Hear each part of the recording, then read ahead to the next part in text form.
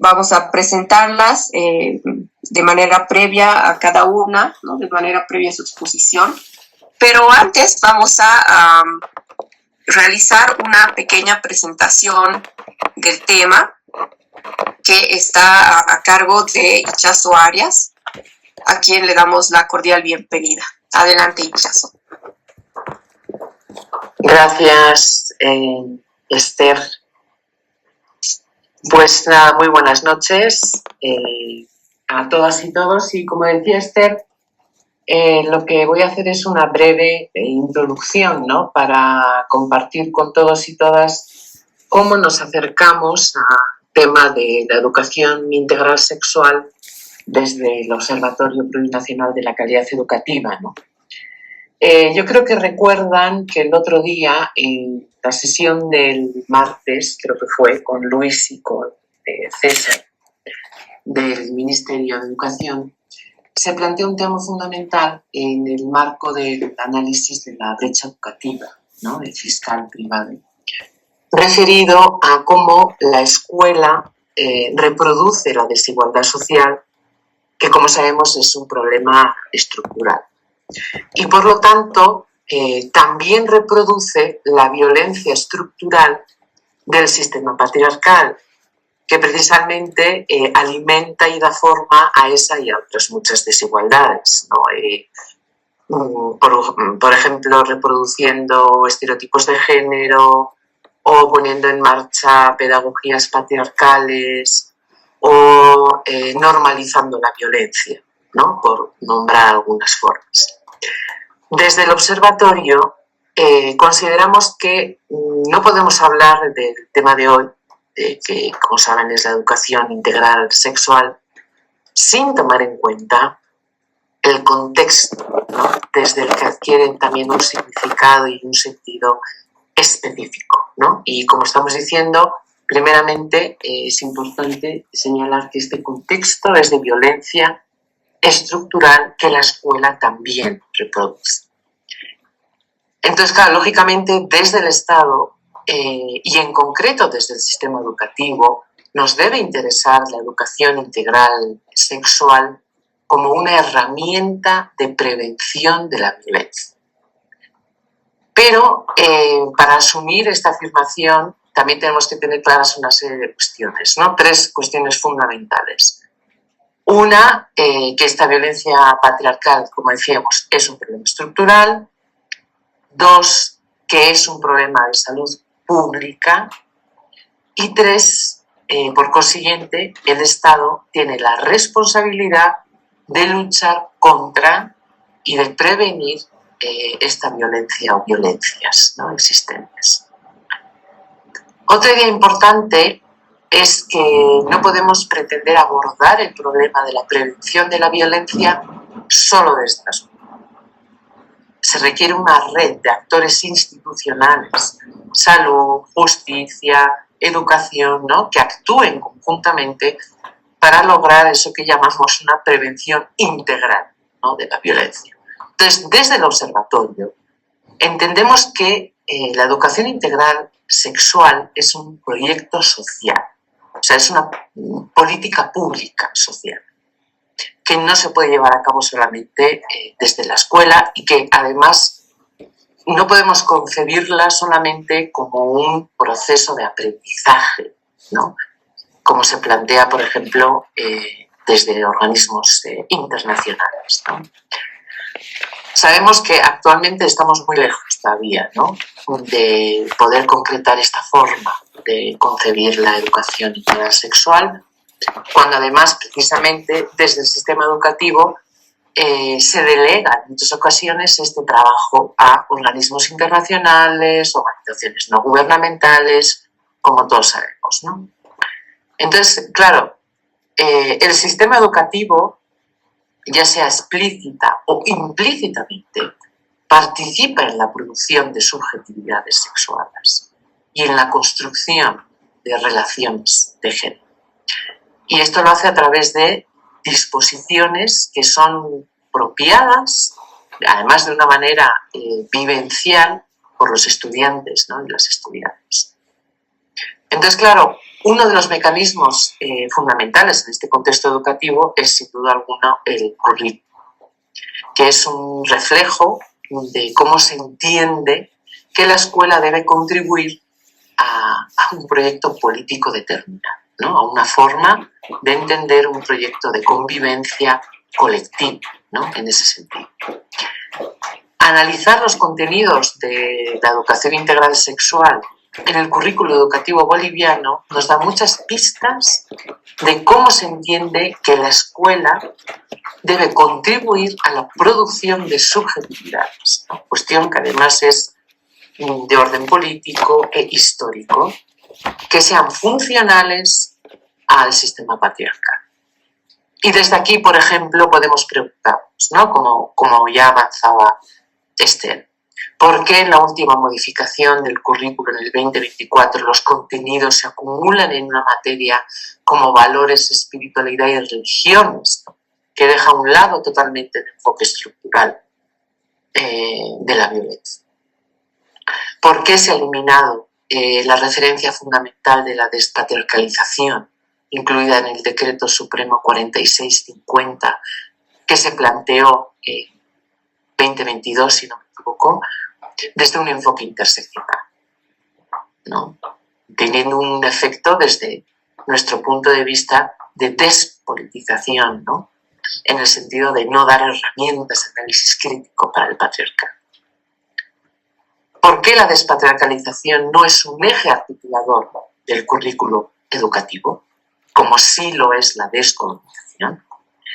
Es decir, que la despatriarcalización no orienta la relación entre campos, áreas de saberes y conocimientos con situaciones concretas de procesos sociales, culturales, económicos y políticos, ya sea en un contexto local, regional o nacional. Entonces, por todo ello, las luchas antipatriarcales demandan, ¿no?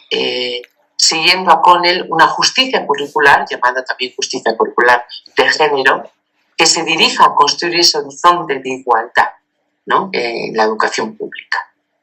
Y para ello necesitamos elaborar marcos analíticos de justicia curricular, entendida como una práctica metodológica desde la que analizar los ejes de producción de desigualdad que mencionábamos al principio, ¿no? Clase, género, raza, sexualidad, religión.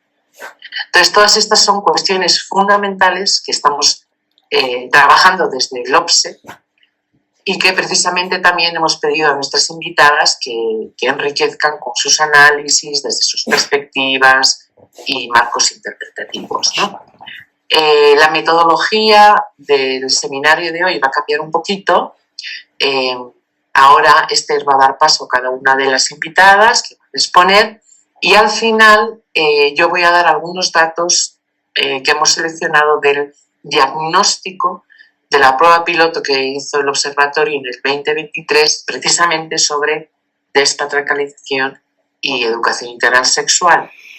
Porque como todos ustedes saben, el dato en sí mismo no nos va a dar la explicación de muchas cuestiones fundamentales para poder entender qué es lo que está pasando y cuál es el estado de situación de este tema tan importante, ¿no?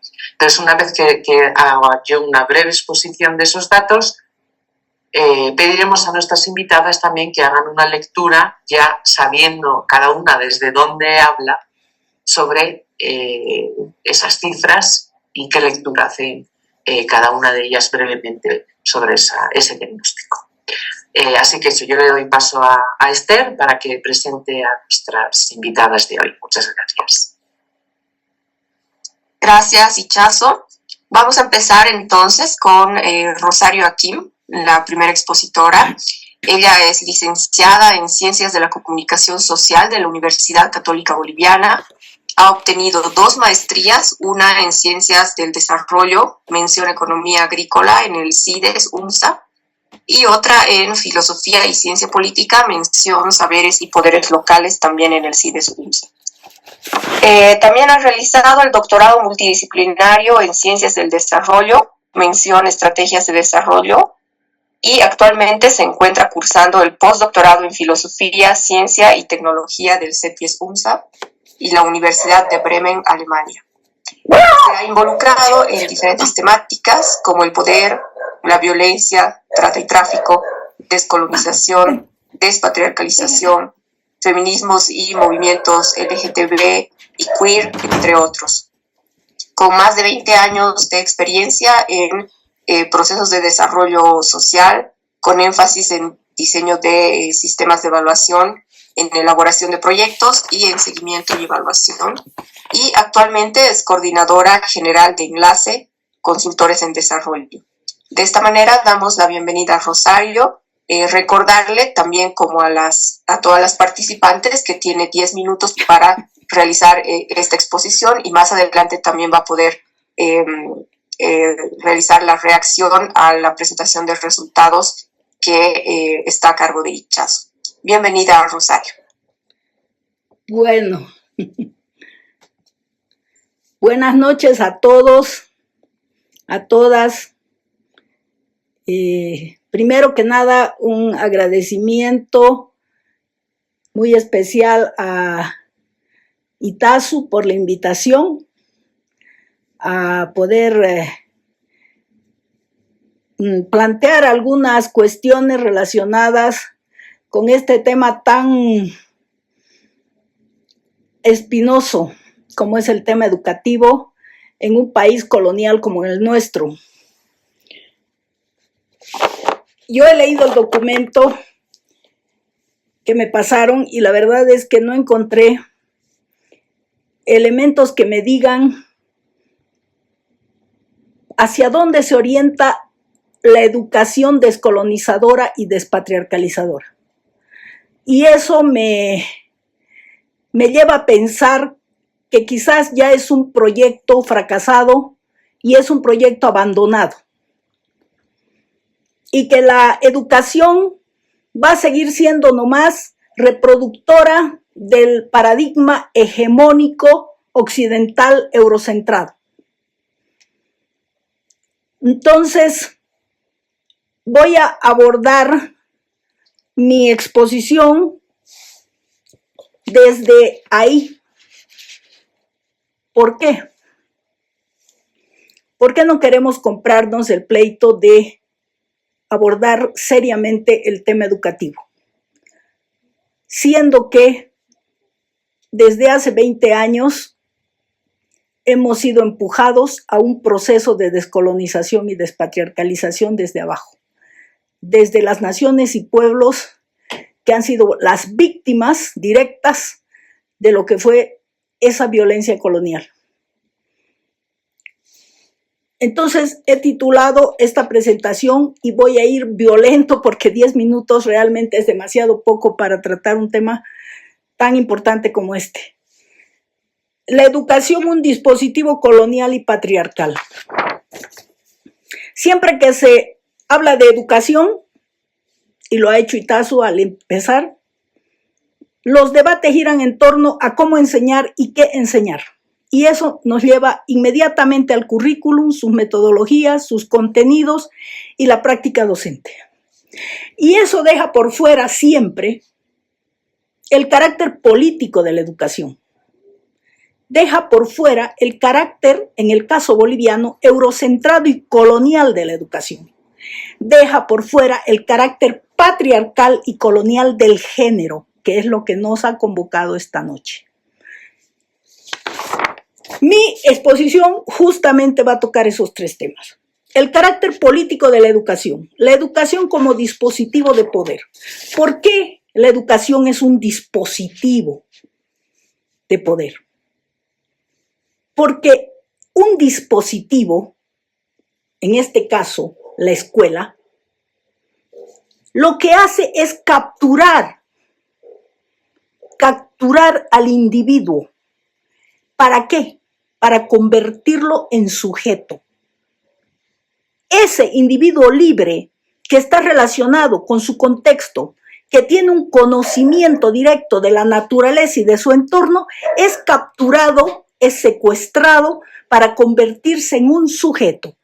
en un ser sujetado a formas de dominación, en un ser que va a ser orientado, modelado, interceptado, controlado y del cual se van a asegurar desde sus gestos más mínimos, a través de una microfísica del poder, sus conductas, sus opiniones, sus sentimientos, sus discursos, su cuerpo, su sexualidad.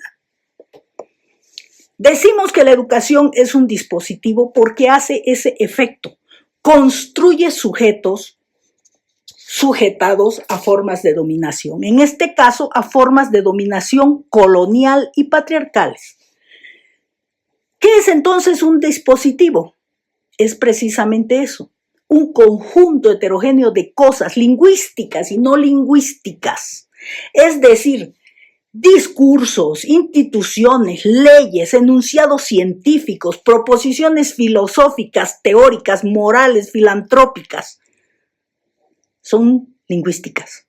Y no lingüísticas, edificios, estructuras arquitectónicas, panópticas, medidas administrativas.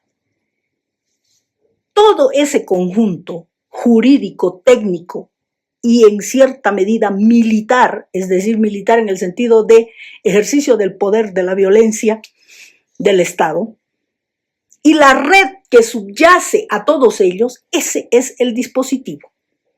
Eso es un dispositivo. Eso es lo que es la educación, la escuela, sus maestros, todo el aparataje del magisterio, todas las instancias ministeriales que competen a esta estructura educativa.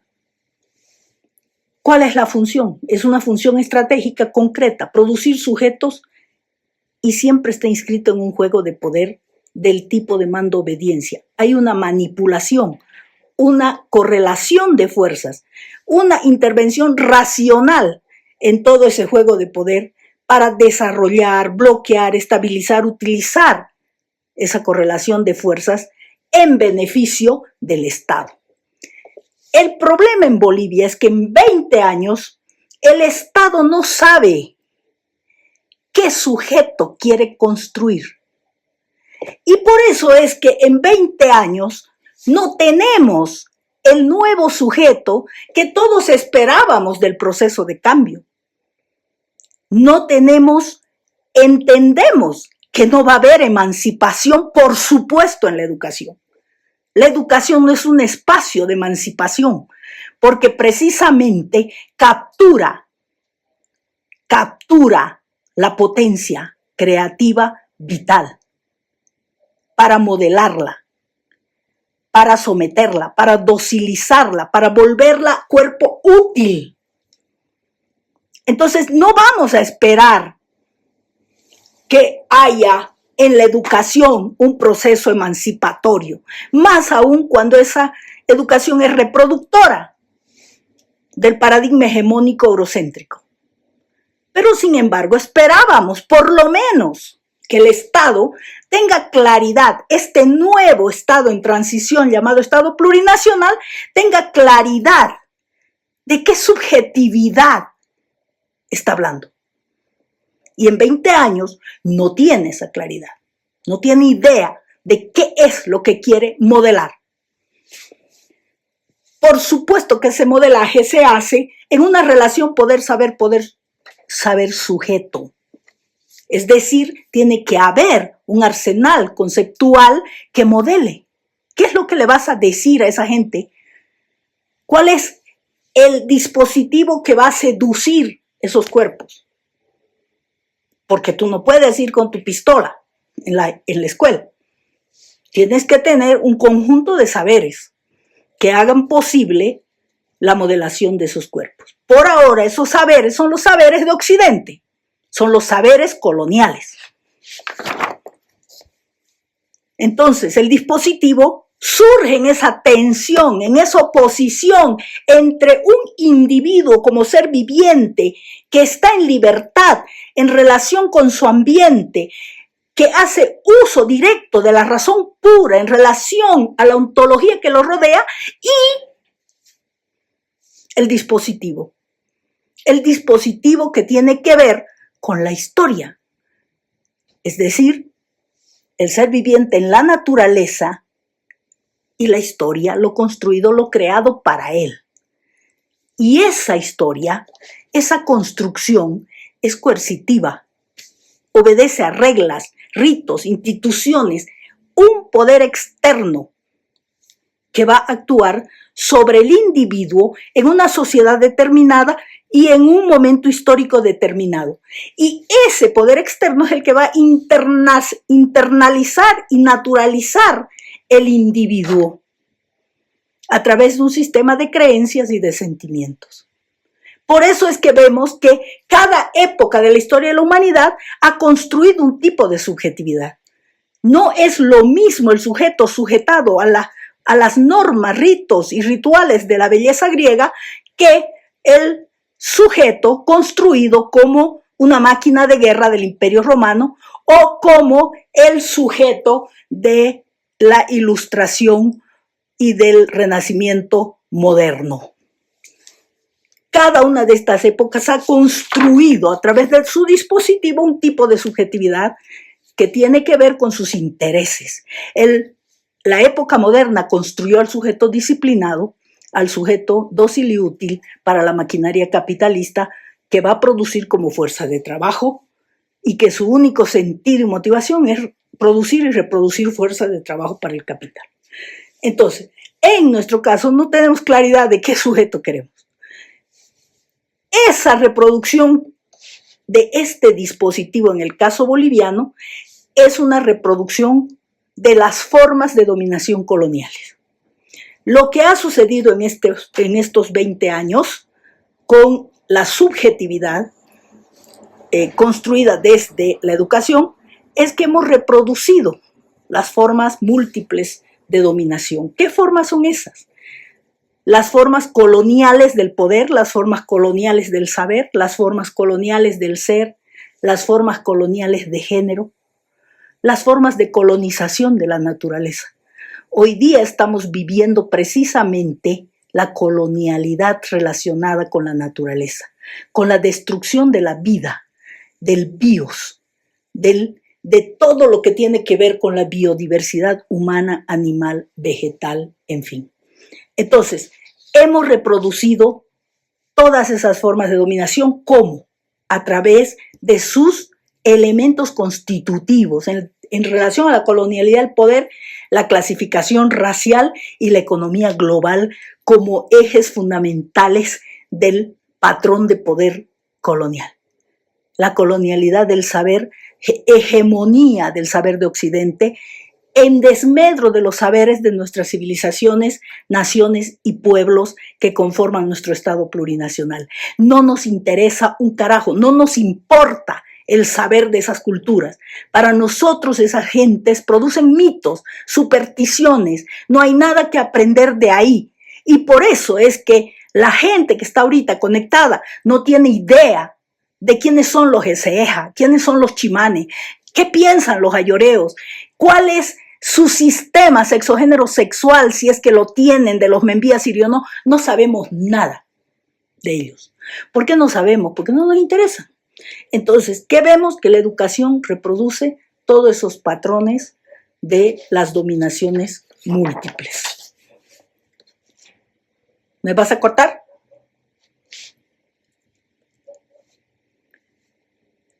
No, son 15.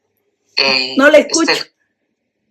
Sí, unos 3 minutos para ir cerrando esta parte. Ya, bueno, voy a correr. Adelante. Ese era el primer punto entonces. La educación como un dispositivo de poder. Segundo punto, el carácter eurocentrado y colonial de la educación. ¿Qué hace además la educación? Perpetúa las narrativas eurocéntricas. ¿Cuáles son esas narrativas? No las voy a explicar, solo las voy a nombrar. Permanentemente en toda la currícula educativa estamos reproduciendo la idea de modernidad capitalista como única vía de progreso. La gente que sale de la escuela sale con una intencionalidad que tiene que ver con ese modelo. No nos hemos movido absolutamente a ningún sitio que no sea esa creencia en ese mito. La misión civilizadora de Occidente, por supuesto. ¿Qué nos pueden enseñar pues los chimanes? ¿Qué podemos aprender de los chimanes? Podemos aprender de Occidente. ¿Por qué? Porque tenemos que aprender de los griegos. Porque Occidente se georreferencia en los griegos. Aunque ya sabemos que el inicio de la civilización no fue los griegos, fueron los sumerios, ¿no es cierto? Pero bueno, se sigue enseñando que la historia de la civilización nace con los griegos. El racismo científico y la jerarquía de las razas, seguimos en eso, en las escuelas se sigue haciendo esa clasificación racial, sexogénero, sexual, en fin, en todos los niveles y en todos los temas. Justificación de la explotación y del saqueo, por supuesto. No tenemos nada valioso. Se siguen mostrando a nuestros grupos y naciones como si fueran salvajitos con sus flechas, con sus arcos, cazando, pescando, ¿no es cierto? Entonces, nada más colonial que eso. Deshumanización de los pueblos. No son gente, pues. Son como animalitos. Y muchos profesores dicen eso. En el mundo chimane me he encontrado con profesores que me han dicho eso. Profesores de Occidente que los ponen a dar clases en chimanes. Y me decían, dicen, estos son como animalitos.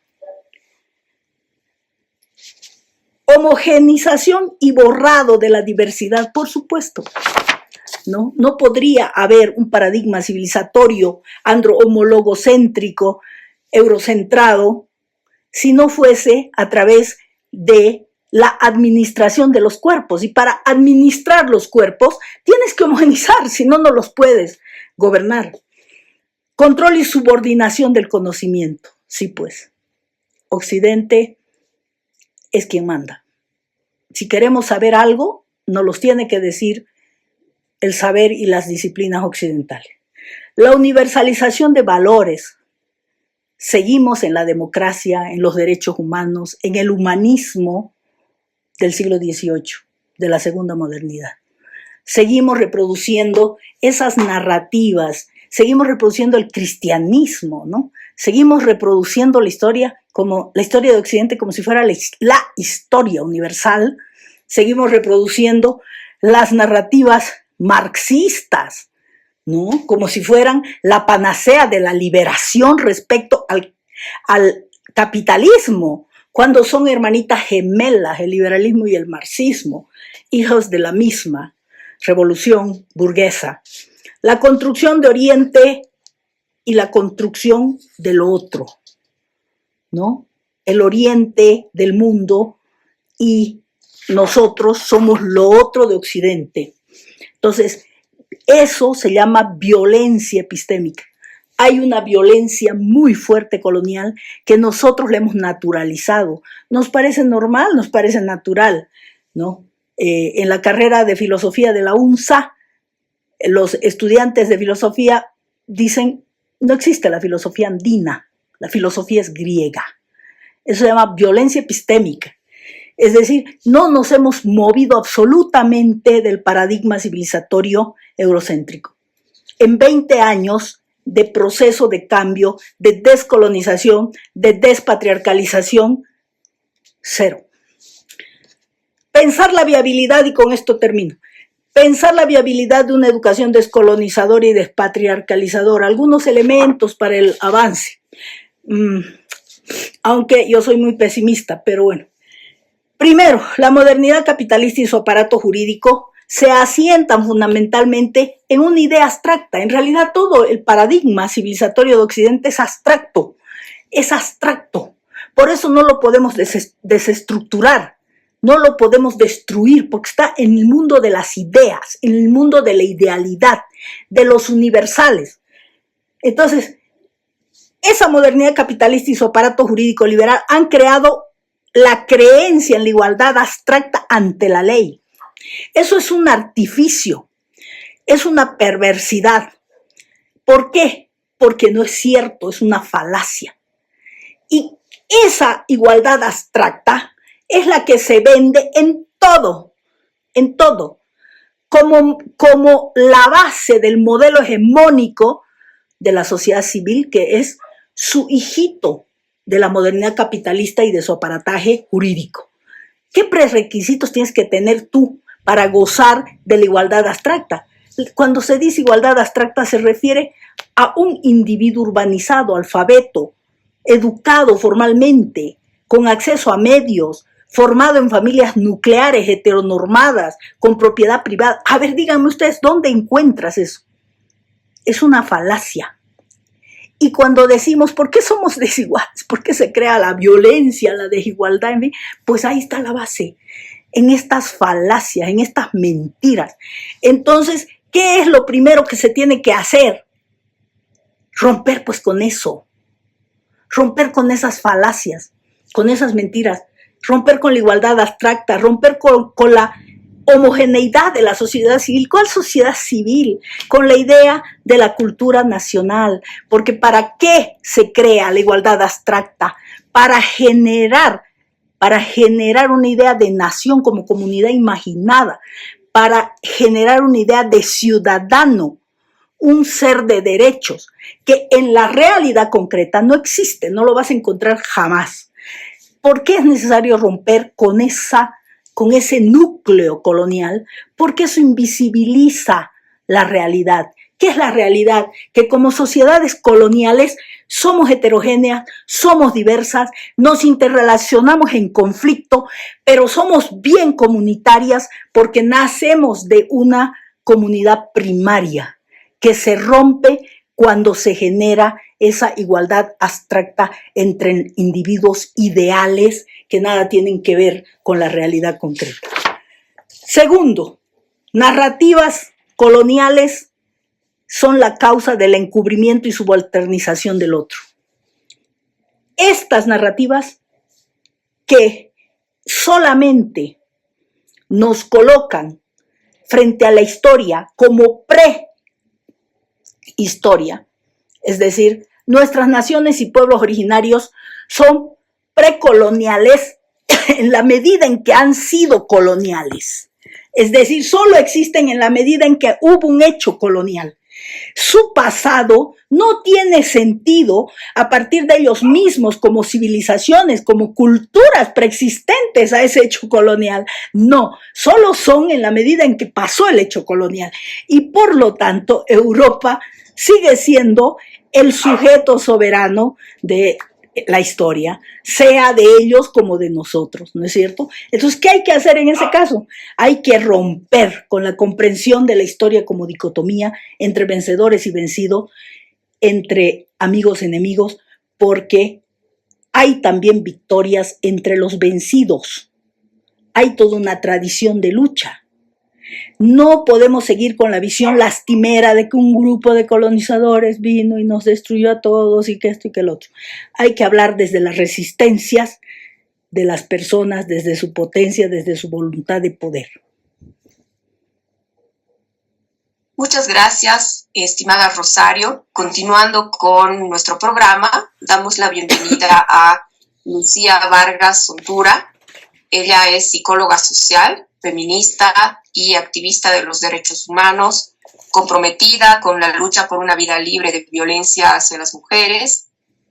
Actualmente trabaja en procesos de fortalecimiento de organizaciones de mujeres y jóvenes, implementando estrategias de incidencia política y social.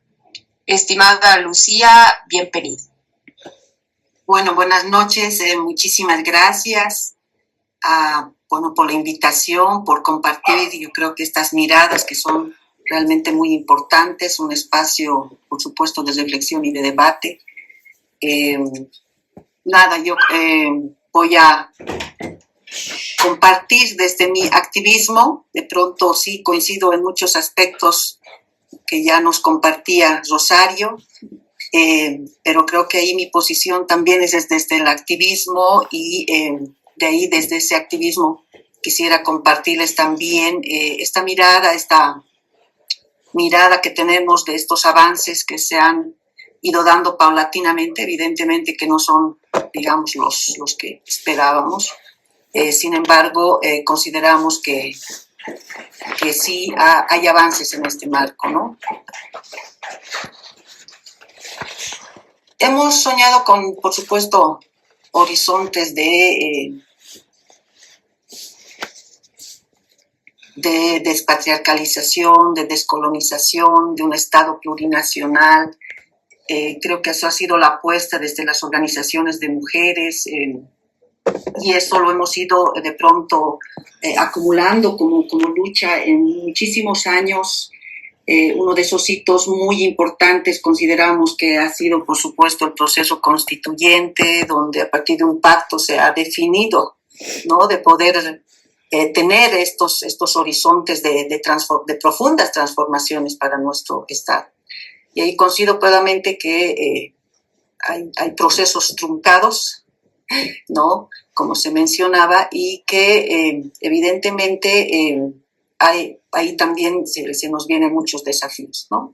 En ese marco, desde las organizaciones de mujeres, desde esta lucha de movimiento, porque claro, hay un proceso de cambio, pero no es un proceso de cambio de pronto que se ha germinado desde un partido o desde una organización, sino ha habido desde haber sido impulsado desde las organizaciones, desde las diversidades de las organizaciones sociales, desde la sociedad en su conjunto, ¿no? Es decir, por lo menos desde las que hemos ido también participando de forma directa. Y en ese marco, uno de los aspectos centrales ha sido el hecho de poder cambiar pues la Constitución, ¿no?, el marco constitucional, ¿no?, y de poder incorporar los derechos, en este caso de las mujeres que estaban ausentes de la anterior normativa constitucional. Sabemos que las mujeres y las poblaciones indígenas estaban desplazadas y marginadas. Y en ese marco consideramos que ha sido un hito histórico para las mujeres en nuestro país, ¿no?, el haber incorporado derechos, el derecho a una vida libre de violencia y los derechos sexuales y derechos reproductivos que tienen que ver con el tema que es la educación integral sexual, ¿no? Entonces lo hemos logrado así porque ese marco constitucional, que también así es muy importante, esto ha sido conseguido gracias a la lucha de las mujeres, se ha logrado también avanzar en toda una normativa secundaria que ya da pie de pronto a poder también concretar, ¿no? Aunque no, como decíamos, en relación a una integralidad cuando hablamos de una educación sexual. Sin embargo, consideramos que hay avances, ¿no? En ese marco tenemos una serie de normativas, el Código Niño y Adolescente, la Ley de Juventudes, la Ley Integral para una Vida Libre de Violencia, y por supuesto la Ley Avelino Cignani, que ha dado pie para que se pueda de alguna forma posicionar, avanzar en el ejercicio de los derechos sexuales y de derechos reproductivos que están constitucionalizados, ¿no? Evidentemente también ha habido un avance y un respaldo de la normativa internacional, de las normas que se van dando también en la región, y una de esas normas muy importantes tiene que ver con el consenso de Montevideo, por ejemplo, la declaración de Nairobi, ¿no?, que nos da pie para poder seguir avanzando. Sin embargo, pese a esos avances normativos de políticas públicas, lamentablemente tenemos una realidad que golpea, que preocupa y por supuesto que indigna a las organizaciones de mujeres que trabajamos, ¿no?, que trabajamos en la defensa y en la promoción de los derechos humanos, una realidad lacerante. En ese marco, ahí, si me permiten, tenemos estas cifras que por sí solas hablan. Son cifras obviamente que están vinculadas a la violencia sexual. Tenemos una ley, como ustedes saben, la ley 348, y la violencia sexual como tal es el segundo tipo de violencia, ¿no?, que más se registra en las instancias oficiales, judiciales en este caso, ¿no? Y si pueden ustedes apreciar, realmente ha habido un incremento año por año, ¿no? El 2023 hemos cerrado con 11.450, es decir, ha habido un incremento del año 2018 más del 50%, ¿no? Esa es una realidad cruda. 30 casos de denuncias de violencia sexual se registran al día. Y en el otro cuadro ustedes también van a apreciar estos delitos, ¿no? Que están establecidos en el Código Penal y que ahí disgregado también se puede evidenciar la violación niño, adolescente, uno de los delitos que también se va implementando, ¿no? Y que obviamente alarman las cifras. La violencia sexual como tal y la violación directamente vinculada a niños, niñas y adolescentes como víctimas es alarmante, ¿no? Y esto está, por supuesto, vinculado con la educación integral para la sexualidad. También tenemos el dato de todo lo que implica los embarazos en adolescentes, ¿no? En 2021, 29.764 embarazos en niñas y adolescentes de enero a septiembre. 110 embarazos por día, considerando que esta cifra incluye solo aquellos adolescentes que registraron sus consultas prenatales en los centros de salud, ¿no? Lo que nos habla también de su registro de aquellos casos que no se registran, ¿no? Entonces, la magnitud de la problemática, tanto del delito de la violencia sexual en todas sus manifestaciones, como de los embarazos en adolescentes, no condicen, digamos, con las cifras, sino obviamente con los subregistros es una magnitud mayor, ¿no es cierto? Además, se suma esto a todo lo que implica, por ejemplo, la transmisión de infección, el VIH, por ejemplo, la transmisión de infecciones sexuales, violencia contra las diversidades, etcétera, ¿no? Que de alguna forma también engloban a la problemática que tiene que ver con los derechos sexuales y derechos reproductivos. Y ahí obviamente vemos la necesidad, ¿no? Y la demanda, que pues una demanda de las organizaciones de muchos años, el que se logre incorporar en el currículo escolar una educación integral para la sexualidad, ¿no? Como una herramienta especialmente para el ejercicio de los derechos sexuales y derechos reproductivos y específicamente para la prevención de las diferentes formas de violencia, ¿no? Porque la educación integral para la sexualidad aborda, ¿no? De forma estructural los factores que subyacen a la violencia de género y otros tipos de violencia, no solamente en contextos educativos, sino también en otros contextos sociales, políticos, en todos los ámbitos, ¿no? Entonces, hay una apuesta, hemos hecho una apuesta desde las organizaciones para que se pueda incorporar, pero en esa integralidad y en ese enfoque, ¿no? Desde un enfoque de los derechos, desde una posibilidad que pueda contribuir, ¿no? A estos horizontes de transformación como es la despatriarcalización y, por supuesto, la descolonización. Y, por supuesto, también la educación integral para la sexualidad nos da la posibilidad de poder desmontar el patriarcado, como decimos, desmontar los estereotipos de género, con esta posibilidad de abordar la igualdad de género, el respeto mutuo y, por supuesto, los derechos humanos y, en específico, los derechos sexuales y derechos reproductivos, ¿no? También da la posibilidad de un empoderamiento y autoconocimiento del cuerpo para las y los estudiantes, en este caso en el ámbito escolar, que permite de pronto no solamente conocer sus derechos, sino también conocer su cuerpo, su primer territorio, ¿no? Que en este caso es sujeto de derechos, ¿no? Pero por supuesto también da la posibilidad de una autonomía, de un desarrollo integral y por supuesto del derecho a decidir, la toma de decisiones, que eso es fundamental cuando se habla del ámbito de la sexualidad y el ámbito de la reproducción. Y cuando hablamos de violencia, también esta incorporación que se ha hecho en la currícula, no solamente en relación a UNAIDS, sino también en la prevención de violencia, es fundamental en el sentido de que nuestras niñas, nuestros niños, nuestros adolescentes no están identificando estas formas de violencia, ¿no? Para que de alguna forma esta identificación pueda servir para denunciar, ¿no? Entonces consideramos que es importante el hecho que también como parte del contenido de la EIS se puede incorporar estos aspectos. Pero también contribuye a la creación de entornos educativos seguros, ¿no? Todo lo que implica el respeto de los derechos, el respeto al otro, la igualdad de género, etcétera, etcétera, contribuye de alguna forma a estos entornos educativos seguros.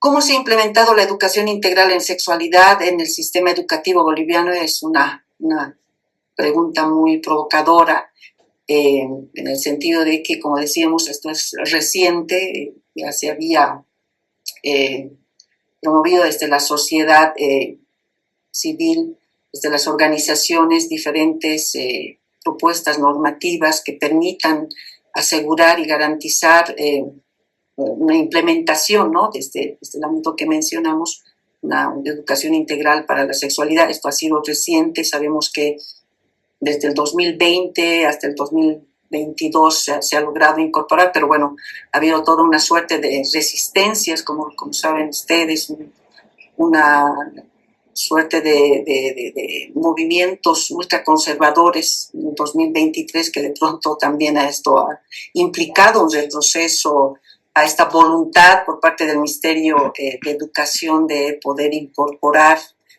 una educación integral para la sexualidad en el currículum, ¿no? Entonces, es muy importante de pronto identificar también a estos, de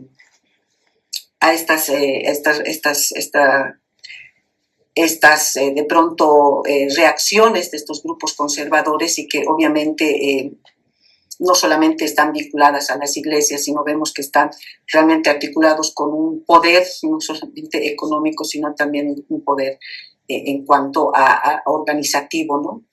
Por otro lado, también dentro de estas resistencias para poder incorporar la educación integral para la sexualidad, se ha podido ver que ha habido todo un despliegue de desinformación, fundamentalmente a través de las redes sociales, de los medios de comunicación, unas campañas de desprestigio, ¿no? Por eso decimos realmente que los grupos conservadores tienen mucho poder económico, ¿no? Pero también internamente se puede ver que ha habido una cierta resistencia por parte de las maestras y los maestros de la comunidad educativa, especialmente padres, madres de familia, ¿no? Que de alguna forma han sido fortalecidos este posicionamiento por esta desinformación y por estas campañas de desprestigio, ¿no?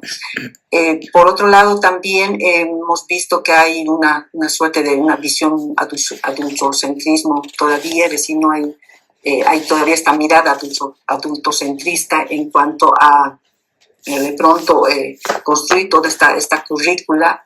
En ese marco también una cultura machista, ¿no? Que se asocia y se persiste esta cultura machista en todo lo que implica el ámbito educativo. Es muy importante, y les voy a pasar esta experiencia de investigación, que es una investigación acción participativa que lo han trabajado desde los jóvenes con estudiantes de unidades educativas, un poco también para mostrar qué dicen, ¿no? los jóvenes, cómo están viendo esta incorporación de la EIS en la currícula. Y en ese marco consideramos muy importante, esto se lo ha hecho el 2023, es una metodología muy participativa y he podido extraer algunos aspectos que me parecen muy importantes, ¿no? Es decir, esto se lo ha hecho en el 2023 ya cuando se ha incorporado en la currícula la EIS, en el segundo semestre aproximadamente, y bueno, en relación a los hallazgos se ha podido evidenciar que hay una desinformación, ¿no? Es decir, la ESI se ha tratado de forma muy limitada y desde una perspectiva que suele reducir la sexualidad a aspectos biológicos y reproductivos, ¿no? Este enfoque de pronto coito-centrado que de alguna forma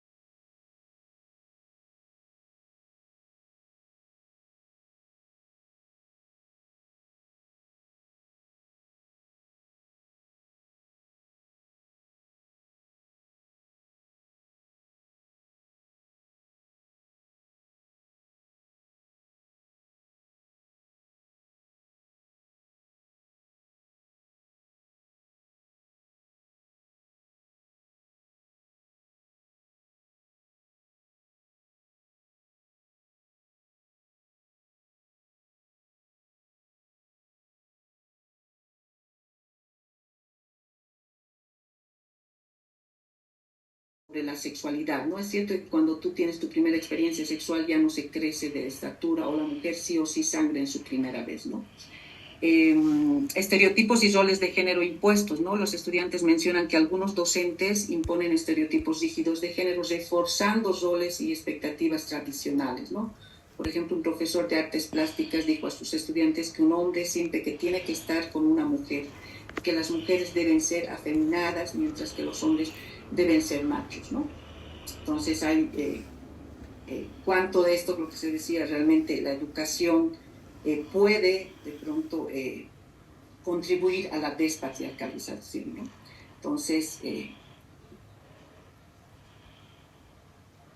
entre otros aspectos, la resistencia adultocentrista en las escuelas, como decíamos, existe todavía una percepción entre los jóvenes de que los docentes no tienen el conocimiento, la disposición de abordar adecuadamente estos temas, ¿no? Y muchos adolescentes se sienten juzgados o ignorados cuando intentan hablar al respecto. En algunos casos se percibe que los adultos manejan ideas moralistas y restrictivas sobre la sexualidad, ¿no? Lo cual fomenta miedo y vergüenza en los jóvenes.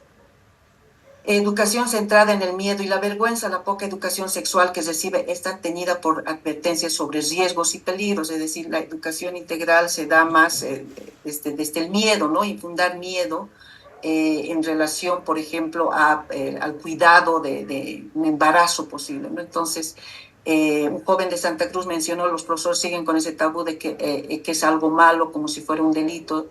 Esto hace que la sexualidad obviamente sea vista como algo prohibido, vergonzoso, todavía tabú, ¿no? Estos hallazgos lo que nos dan cuenta que realmente, si bien se ha incorporado en la currícula la EIS, pareciera ser que se ha incorporado en cuanto a contenido, pero sin el enfoque desde la dimensión de la sexualidad como tal, ¿no? Sin la posibilidad tampoco de contribuir, como algún momento decía Rosario, hacia dónde va, es decir, una EIS, ¿para qué queremos, no? Hacia dónde apunta, ¿no? Hacia una despatriarcalización, es decir, el Estado boliviano ha asumido de pronto avanzar en la despatriarcalización, pero realmente esta incorporación de la EIS está apostando a ello, está contribuyendo o va a contribuir, ¿no? Entonces, creo que esa es una importante pregunta en el sentido de que también nos va a permitir más adelante, consideramos la importancia de evaluar esta implementación de la EIS, ¿no? Que implica también un reto, no son retos en este momento para la EIS en Bolivia, por ejemplo, fortalecer la integración de la EIS en el currículo escolar como un derecho que también está ausente, desde un enfoque de derecho creo que tampoco se ha de pronto consolidado como tal, ¿no? La EIS para el ejercicio de los derechos sexuales y derechos reproductivos y derechos sexuales consideramos que es muy importante recuperar el enfoque de los derechos, promover un cambio cultural hacia una sexualidad positiva y respetuosa.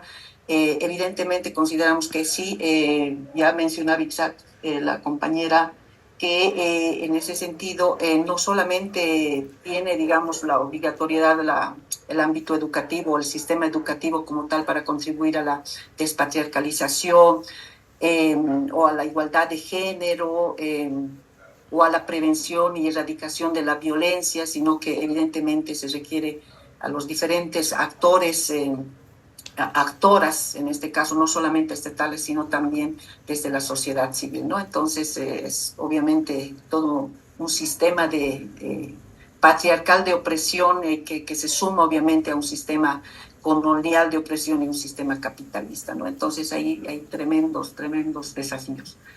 Es importante, por supuesto, combatir la desinformación, mitos sobre la sexualidad, ¿no? Ahí uno de los grandes aspectos que también los reflexionamos y lo debatimos con las organizaciones tiene que ver evidentemente que los derechos sexuales y derechos reproductivos y la EIS son uno de los derechos que son más resistidos en este caso por no solamente los grupos ultraconservadores, las religiones, las iglesias, sino también por la misma sociedad, ¿no? Es decir, consideramos que no se ha avanzado mucho en una incidencia social, especialmente de transformar pues unas mentalidades todavía machistas, patriarcales, ¿no?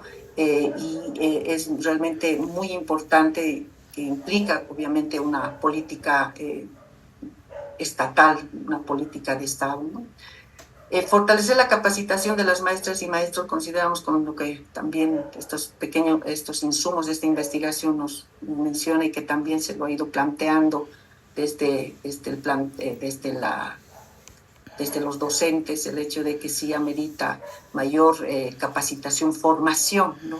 Para poder encarar también una educación integral para la sexualidad, este enfoque que se ha pretendido, ¿no? Y por supuesto, lo que decía hace un momento, es importante el evaluar esta implementación. Consideramos que es muy importante poder identificar cuáles son estos avances, cómo se está implementando, cuál es el impacto, si tiene impacto, y obviamente ver su implementación en las diferentes realidades también que tenemos en nuestro país, ¿no? La manera de... por favor, un minuto para poder cerrar con esta parte. Ok, yo ya voy cerrando. Bueno, a manera de conclusiones tenemos que uno de los aspectos centrales es que la educación integral para la sexualidad es una cuestión de derechos humanos, ¿no? Debe fomentar una cultura de respeto de los derechos humanos en general, derechos sexuales y derechos reproductivos en particular, y evidentemente los derechos están vinculados con la democracia. Ejercer los derechos implica que nuestra democracia está fortalecida. El Estado boliviano ha planteado de avanzar hacia el horizonte de la despatriarcalización, por lo que la EIS obliga a reflexionar tanto sobre la dimensión enriquecedora de la sexualidad como sobre las desigualdades y sus causas de las relaciones del poder, ¿no? Entonces es una revolución cultural, contribuye a una revolución cultural, entonces también es un aspecto que nos provoca, ¿no? Una educación para el cuidado de la salud sexual y salud reproductiva promueve comportamientos responsables y actitudes de cuidado que les permita tomar decisiones conscientes y autónomas sobre su propio cuerpo, salud, desarrollo personal y proyecto de vida, ¿no? Consideramos que esto es muy importante para la prevención de las violencias y, por supuesto, para los embarazos en adolescentes. Una educación no solo para prevenir riesgos relacionados con la anticoncepción y ITS, sino también para hablar del placer, que eso es lo que no se hace, ¿no? Hablar del consentimiento, hablar de los deseos el derecho a las relaciones sanas, de valores, igualdad, de autoconocimiento y aceptación del propio cuerpo, entre otros aspectos, ¿no? Finalmente, es necesario incluir en el debate de la EIS a los estudiantes jóvenes que desde sus propias vivencias y libres de coerción pueden realmente contribuir muchísimo, ¿no? Para esa malla curricular que todavía está inconclusa. El Estado boliviano se ha asumido como un Estado laico, que creemos que es un aspecto muy importante, el hecho de que no puede haber ningún tipo de injerencia en cualquier política y por supuesto, en este aspecto en relación a la incorporación de la educación integral para la sexualidad, ¿no? Muchísimas gracias. Muchas gracias, Lucía. Continuando con el programa, damos la bienvenida a Ana María Kudelka. Ella es psicóloga de profesión, feminista y activista por los derechos humanos de las mujeres por convicción y vocación. Tiene una maestría en cooperación internacional para el desarrollo de los pueblos en psicología y está especializada en género, gobernabilidad y ciudadanía, descentralización municipal y violencia en razón de género, y en particular hacia las mujeres. Trabaja más de 20 años en procesos de integración del enfoque de género en proyectos sociales y económicos, en programas y proyectos estatales, de organizaciones no gubernamentales y de la cooperación internacional, todos ellos en la promoción y ejercicio de los derechos de las mujeres y derechos sexuales y reproductivos. Actualmente es directora ejecutiva de Católicas por el Derecho a Decidir Bolivia. Estimada Ana María, bienvenida. Muchísimas gracias. Muy buenas noches a todos y todas. Primero quiero agradecer por la invitación y bueno, es un gusto para mí estar compartiendo una reflexión en un contexto importante y un contexto complejo también en materia de derechos humanos, no solamente en nuestro país, sino en toda América Latina y el Caribe. Yo he denominado mi exposición la educación integral en sexualidad en Bolivia entre el papel y la realidad.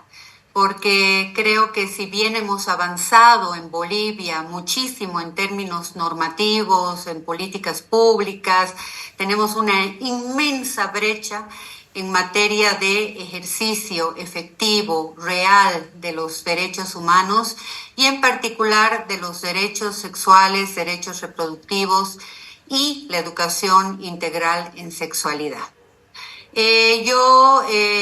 Un poco recuperando el hilo articulador de las presentaciones, mi presentación tiene una mirada más, obviamente desde el activismo, mucho más técnica, vinculada también a los derechos humanos, pero muy focalizada en lo que es la educación integral en sexualidad y principalmente desde una mirada crítica respecto a la malla curricular actual, los avances que han existido, pero sobre todo focalizándome en los desafíos, los pendientes que tenemos en nuestro país y como Estado boliviano. Entonces, voy a analizar críticamente desde las contradicciones que existen en el marco normativo y toda la realidad cotidiana que enfrentan la niñez, los jóvenes y todas las personas en nuestro país. Y para ello no quiero dejar de destacar que sí hay saltos cualitativos desde el 2022 con el Decreto Supremo 4650, con el enfoque interseccional de esta mirada despatriarcalizadora. Hay una necesidad clara de articular la educación humanística con los derechos humanos, un intento de tener mayores contenidos relacionados con la despatriarcalización y la educación afectiva, sexual, integral. Hay un intento también de transversalizar la EIS, la educación integral en sexualidad, en diferentes materias, y la incorporación de esta la incorporación de nuevas temáticas que son importantes. Sin embargo, hay varios elementos que todavía muestran grandes vacíos y brechas entre lo que se propone en la normativa, la propia ley Avelino Cignani y la realidad. Una falta de un enfoque teórico y político unificador. Por supuesto, esta recuperación de una mirada despatriarcalizadora que empieza a direccionarse pero desde el 2023, pero que de manera evidente el 2024 se dota de una mirada mucho más conservadora y contraria a todos los avances en materia de derechos humanos. Se observa también contenidos dispersos, sin articulación entre sí, un predominio de enfoques biologicistas y preventivos, y la ausencia de temas que son clave para avanzar y luchar contra la violencia de género, los embarazos adolescentes y muchos otros temas más que no se ven reflejados, como el trabajo desde las masculinidades, la diversidad sexogenérica, todo lo que tiene que ver con una mirada de sanitarización de la sexualidad. Es decir, hay un predominio todavía muy médico, biologicista, hay una reducción a prevención de embarazos e ITS, hay una centralidad en las relaciones heterosexuales y concentrada en el coito o la penetración. Es decir, hay muchos elementos que muestran todavía vacíos y muchos déficits que aún no han sido resueltos y que esperemos que con el Congreso Educativo sean encarados de manera comprometida, responsable. Pero además, y uno de los temas que particularmente me preocupa con mayor fuerza es esta despolitización de la violencia en razón de género, ¿no? ubicar este tema en la materia o en el ámbito de valores, espiritualidad y religiones me parece muy poco acertado. Reducir la violencia a un problema familiar privado, entendiendo que la violencia es un problema de orden público y que cada vez hay más casos de violencia en razón de género.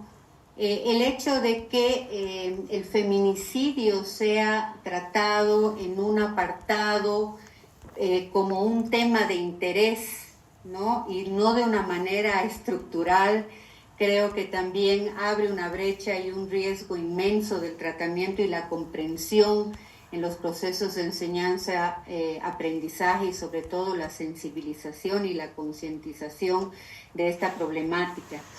También vemos que hay algunos enfoques que orientan más hacia que se incorpore a las diversidades culturales, la atención a necesidades específicas de cada grupo.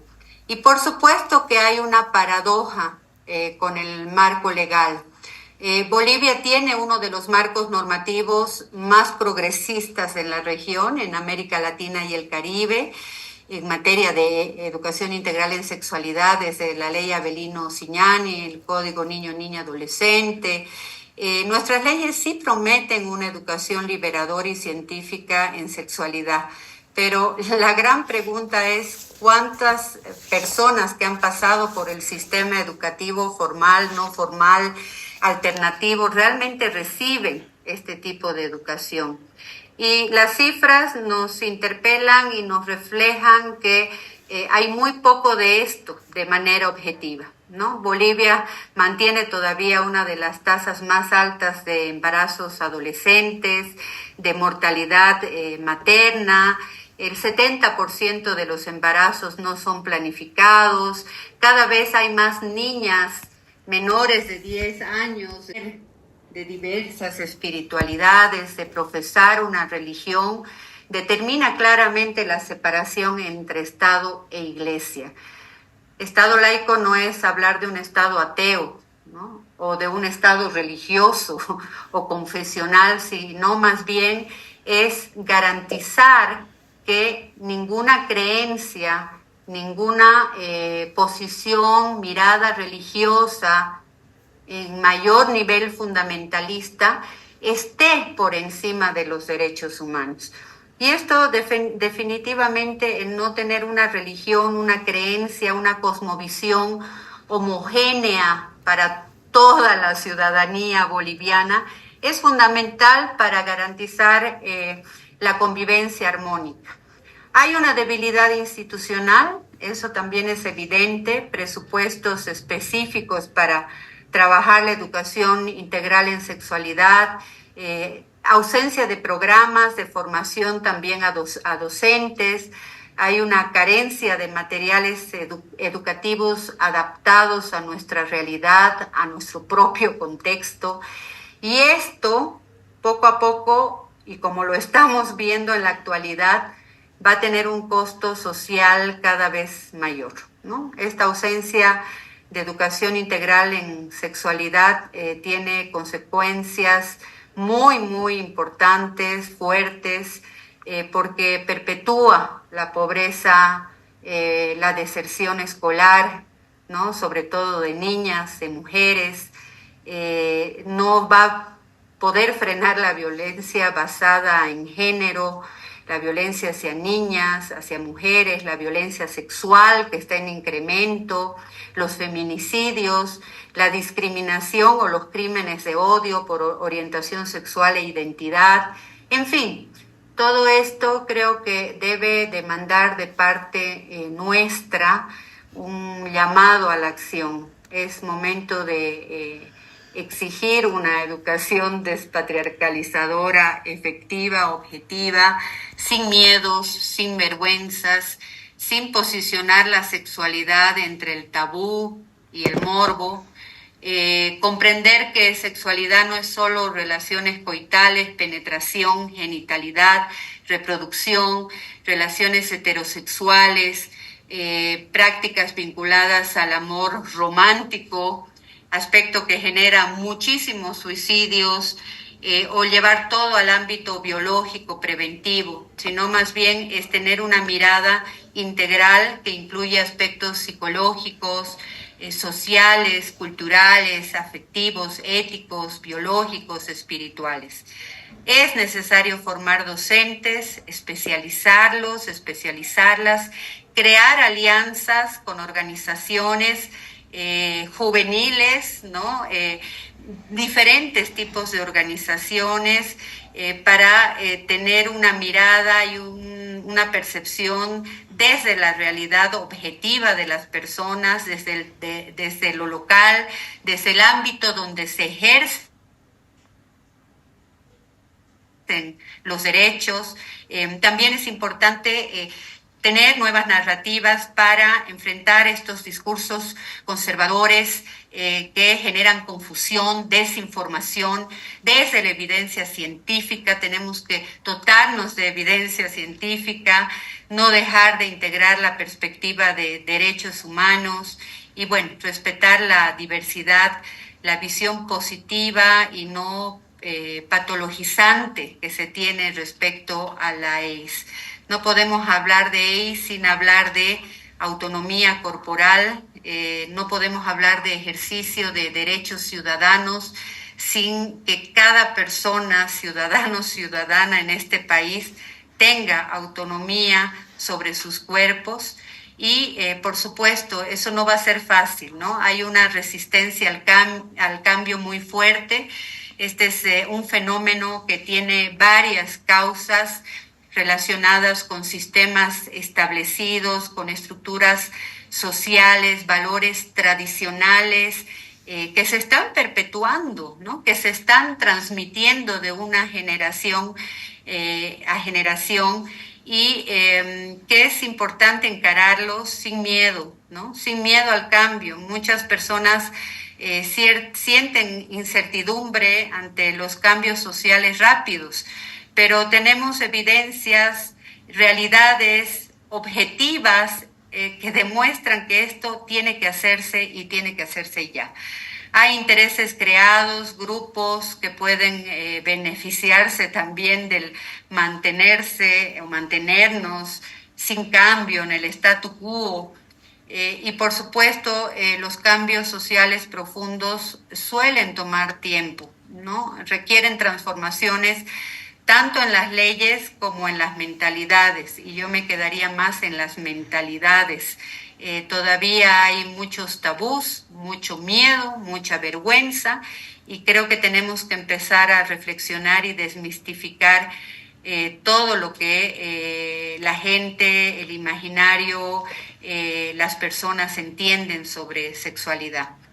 Sin embargo, es importante notar que las sociedades sí evolucionamos, aunque a veces lo hacemos de manera mucho más lenta de lo que deseamos, ¿no? Pero los movimientos sociales, la educación, el diálogo intergeneracional son herramientas importantes para impulsar el cambio. En fin, la AIDS no es solo un tema educativo, es un asunto de justicia social. Cada día que sigamos postergando su implementación efectiva, estamos negando derechos fundamentales a las personas. El verdadero cambio requiere voluntad, requiere un profundo compromiso social, y la gran pregunta cuando interpelamos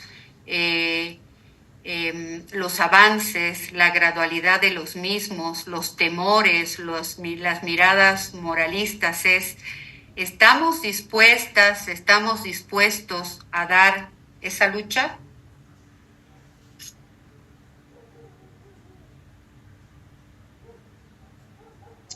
Muchas gracias, estimada Ana María. Continuando con nuestro programa, invitamos a Itxaso Arias. Ella es licenciada en Filosofía y Ciencias de la Educación de la Universidad de Deusto, Bilbao, Vizcaya, y doctora en Psicosociología por la Universidad Complutense de Madrid, España.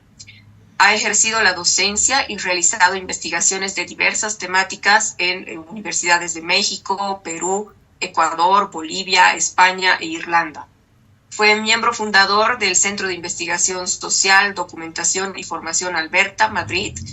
Reside en La Paz desde hace 10 años, donde ha trabajado en el Centro de Investigaciones Sociales de la Vicepresidencia del Estado Plurinacional de Bolivia, en la Escuela de Gestión Pública Plurinacional, en la Academia Diplomática Plurinacional, en la Universidad Andina Simón Bolívar, y actualmente trabaja en el Observatorio Plurinacional de la Calidad Educativa, que depende del Ministerio de Planificación. Itxaso, bienvenida. Gracias, Esther. Voy a compartir e intentar ir a un ritmo animado. Ahí está. Listo. Muy bien. Entonces, bueno, agradecer a las tres compañeras por las interesantes exposiciones que han tocado puntos que son clave, ¿no? en este análisis que estamos haciendo de la educación integral sexual. Voy a darles algunos elementos, ¿no?, más de análisis con este diagnóstico que se realizó en el año pasado, una prueba piloto en sexto de secundaria sobre despatriarcalización y educación integral sexual, para introducir, ¿no?, más elementos y, bueno, luego poder contar también con sus comentarios, ¿no?, sobre estos datos. Bueno, este diagnóstico se hizo en base a los dominios y contenidos curriculares, ¿no?, de los planes de estudio 2022-2023. Ya hemos comentado que este año ha habido algunos cambios también, ¿no?, que hay que tomar muy en cuenta. Se realizó con estudiantes de sexto de secundaria y es una encuesta de conocimientos, actitudes y prácticas. Tiene 3 dimensiones o dominios, mejor dicho: igualdad de género, derecho a una vida libre de violencia y sexualidad y derechos sexuales y reproductivos. Y en cada uno de ellos, lógicamente, hay una batería de ítems que tienen que contestar, ¿no? Son muchos, casi estamos hablando que aproximadamente de alrededor de 60, así que lógicamente hemos hecho una selección, ¿no? Algunos datitos operativos: tiene lógicamente una cobertura nacional, urbano-rural, los 9 departamentos. Lógicamente las unidades de muestreo son unidades educativas o paralelos, ¿no?, donde está realizado esta prueba. Y bueno, en definitiva, tenemos que son 3.600 estudiantes, ¿no?, que han contestado. Vale. Entonces, el primer dato que compartimos es que 7 de cada 10 aprueban en contenidos curriculares, ¿no?, de despatriarcalización y educación integral sexual, lo cual es un buen dato, ¿no?, sobre todo también si lo comparamos con resultados de pruebas que se hicieron sobre lenguaje, matemáticas, etc., que eran mucho más bajos, ¿no? De hecho, esta es la prueba que arroja resultados más altos de todas las que se hicieron. En relación, por ejemplo, al concepto de patriarcado, y preguntando cuál de las afirmaciones define mejor este concepto, vemos que el porcentaje más alto, el 42%, identifica el patriarcado como un sistema de dominación, ¿no?, de lo masculino sobre lo femenino. Y luego el resto de opciones, que son como factores que también lógicamente están relacionados con lo que es el patriarcado, baja en un porcentaje bastante importante, ¿no?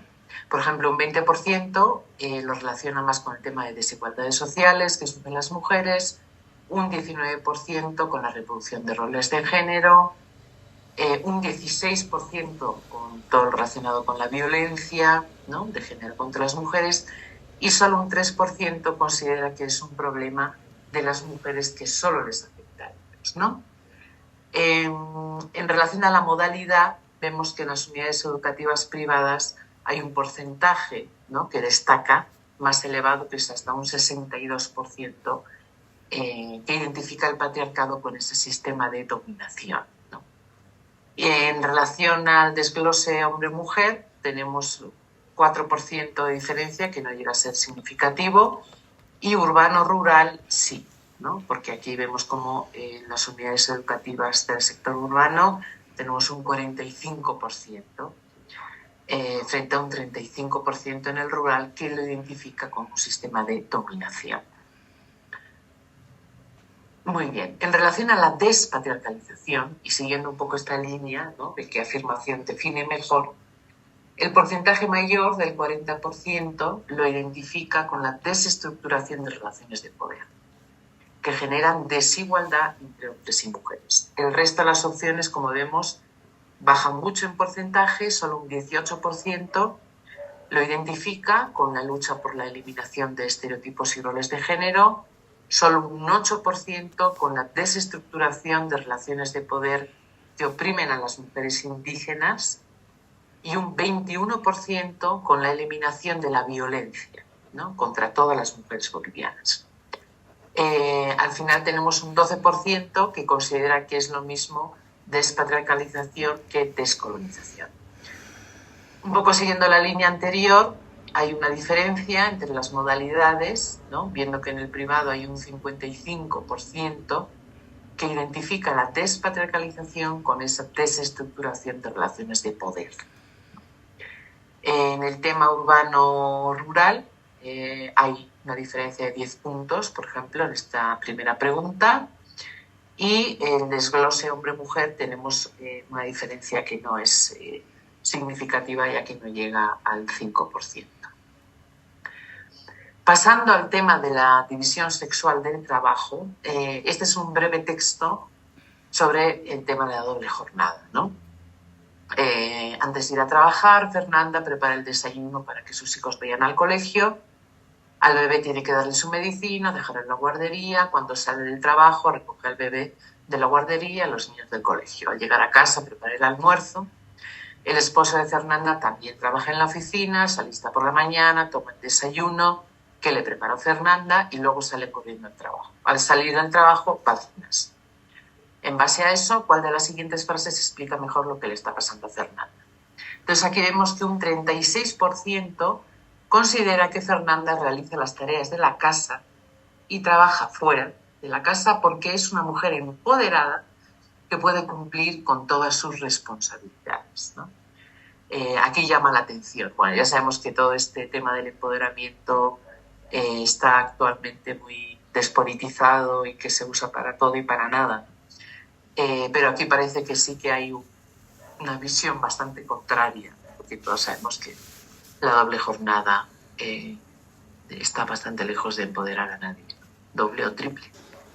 Un 32% considera que Fernanda se encarga de las actividades de cuidado porque en la sociedad se asume que el cuidado de los hijos y el hogar es responsabilidad de las mujeres, y un 18% que el esposo de Fernanda está abusando de ella y le hace trabajar más porque no la quiere, y un 14% que a Fernanda le gusta cuidar de sus hijos y a su esposo le gusta ir al gimnasio, ¿no? Estas son también tipo de opciones que se han incluido, ¿no?, en este ítem. Respecto a la desigualdad salarial, según el INE, en Bolivia los hombres ganan más que las mujeres, aún teniendo el mismo nivel de instrucción. ¿Por qué crees que pasa esto? Un porcentaje más elevado, el 52%, considera que hay una estructura de desigualdad que afecta negativamente, ¿no?, a las mujeres en específico. Esto vemos como baja radicalmente, un 10% solamente considera que las mujeres, además de trabajar, tienen que cuidar el hogar y no tienen tiempo. El 22%, que las capacidades laborales no tienen nada que ver con el nivel de instrucción. Y luego ya los porcentajes más bajos, un 9%, que considera que los hombres necesitan más dinero para tener un hogar, y un 8% que los hombres hacen un mejor trabajo que las mujeres. Aquí es interesante ver el desglose. También las mujeres consideran en un 65% la primera opción, ¿no? Entonces ahí hay una diferencia muy importante del 65 al 39, ¿no? En las otras no es tan llamativo, ¿no? Bueno, aquí sí hay un 10% de diferencia en la opción última, ¿no? De que los hombres hacen mejor trabajo que las mujeres. Sobre la sexualidad, entrando ya a la temática de la sexualidad, ¿qué concepto define mejor, ¿no? ¿Qué frase, define mejor el concepto de sexual? El porcentaje más alto, 48%, considera que la sexualidad es tomar decisiones responsables sobre la vida sexual, ¿no? Esto está muy relacionado con la presencia de contenidos sobre derechos sexuales y reproductivos, todo el tema de anticonceptivos, ¿no? Embarazo, adolescente, y se nota, ¿no? en este porcentaje esta responsabilidad. El 24% considera que la sexualidad es el ejercicio de derechos sexuales y reproductivos, un 19%, que es un poco lo que estábamos comentando, esa visión, ¿no? De la sexualidad reducida al coito y la reproducción, y solamente un 9% que la sexualidad es una forma de ser en el mundo, ¿no? Un poco más en esa idea de la subjetividad sexuada que somos, ¿no? Aquí en el desglose tampoco vemos mucha diferencia, ¿no? Aquí solo hay 2 puntos, aquí tampoco hay 5%, ¿no? Entonces ahí no podríamos... Quizás aquí hay una diferencia representativa, ¿no? En el tema de ejercicio de los derechos sexuales y reproductivos. Avanzando en el tema de los derechos sexuales y todo el tema del uso del condón, es un insulto para el hombre que una mujer le pida usar el condón. Fíjense, tenemos un 74%, ¿no? Entre muy en desacuerdo y en desacuerdo, ¿no? Que es un porcentaje muy elevado. Si hay amor de por medio, no es necesario usar el condón. Aquí también es un porcentaje muy elevado que está en desacuerdo, ¿no? Tenemos un 67, casi 70%. Si se conoce bien a la persona, no es necesario usarlo. También un porcentaje muy elevado en desacuerdo, ¿no? De un 67%. Pienso que cuando una persona le pide a la otra que use el condón es porque no hay confianza. Baja un poco, pero sigue siendo un porcentaje elevado en desacuerdo, ¿no? Tenemos ahí un 58%. Y en la última, cuando se usa el condón, no se siente nada, ya baja bastante el porcentaje en desacuerdo, ¿no? Que tenemos aquí un 47% que está en desacuerdo con esa afirmación. En este caso, la diferencia también, en el caso de las mujeres, el porcentaje siempre es más alto, como ven, ¿no? Tenemos 68 frente a 52, o un 62 frente a un 44, ¿no? De desacuerdo, eso sí. Pero en el caso de las mujeres, el porcentaje de desacuerdo de todas estas cuestiones es bastante más elevado.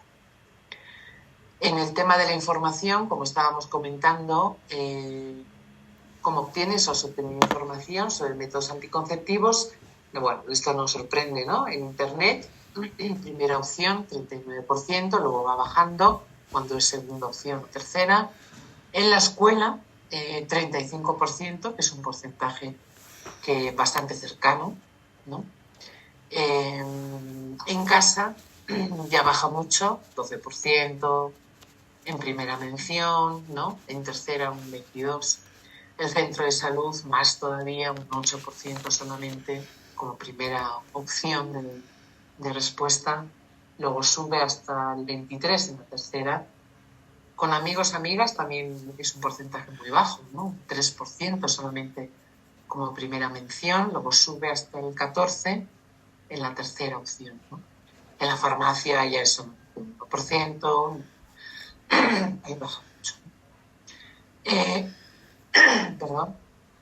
Siguiendo con los derechos sexuales, en el tema de rechazar el inicio de relaciones, entramos al conflictivo y complejo tema del consentimiento y de la autonomía corporal, ¿no? Como estaba comentando Ana. Siento que cuento con toda la información para prevenir un embarazo no intencional Fíjense que es elevadísimo, ¿no? Muy de acuerdo y de acuerdo, tenemos casi un 90%. Siento que soy capaz de rechazar, es aquí entramos al tema del consentimiento, rechazar relaciones sexuales si no las deseo, también es un porcentaje muy elevado, casi 90%. Puedo acceder a servicios de salud reproductiva y utilizar métodos anticonceptivos si los necesito. Este es todo el tema de la autonomía corporal, que también es muy elevado, casi un 90%. Aquí en el desglose también vemos cómo hay un porcentaje más elevado, ¿no? Las mujeres contestan un 51%, un 81% en el tema del consentimiento y aquí un 67%, ¿no? En el tema de la autonomía corporal. Siguiendo con el tema del consentimiento, para tener relaciones sexuales marca si las siguientes frases son verdaderas o falsas, ¿no? El consentimiento no puede retirarse cuando ya hubo un flirteo o coqueteo en la pareja, ¿no? Esto es el tema del consentimiento reversible. Falso, fíjense, en un 69%, ¿no? El consentimiento solo lo tienen que dar las mujeres, falso en un 67,5%, ¿no? Bueno, esta no la repito porque estaba antes. Respecto a relaciones sexuales no deseadas, si tu novio o novia te presiona para tener relaciones sexuales, ¿qué harías? Rechazaría, indicando claramente que no estoy de acuerdo, un 56%, del cual un 63% son mujeres. Pediría consejo a personas de confianza, 20%. Aquí, en cambio, es el 30% de varones. Terminaría la relación, un 17%, del cual un 24% son mujeres. Y aceptaría, para no perderlo, solamente un 7%, ¿no?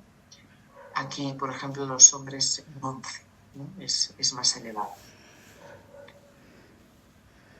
Ya estamos terminando. En el tema de la violencia sexual, cuando acuerdo o desacuerdo estas con las siguientes afirmaciones. Esto está muy vinculado con la cultura de la violación, la normalización, ¿no? de las agresiones sexuales.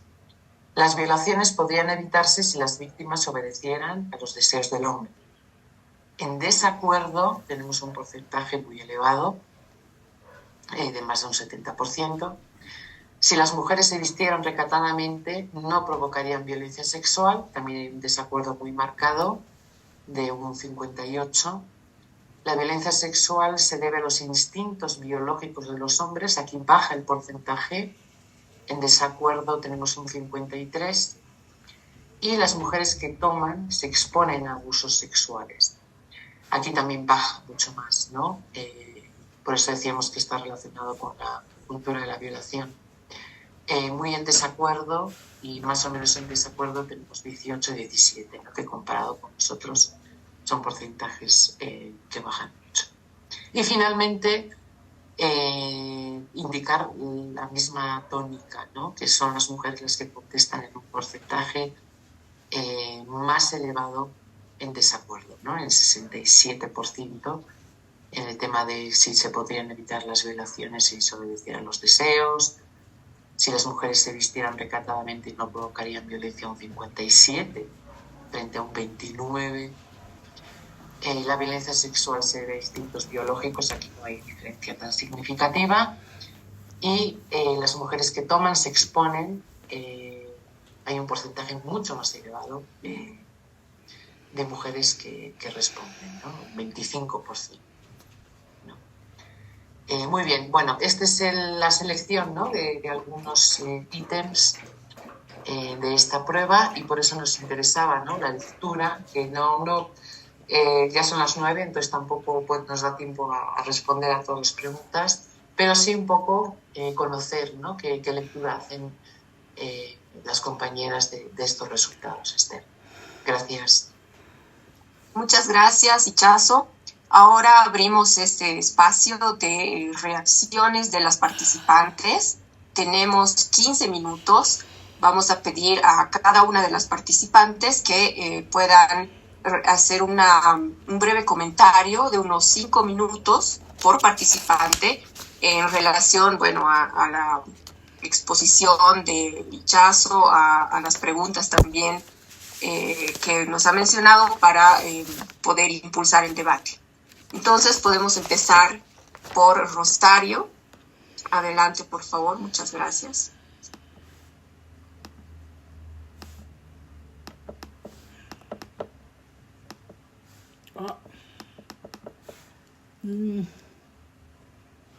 No me... ya, ahora sí.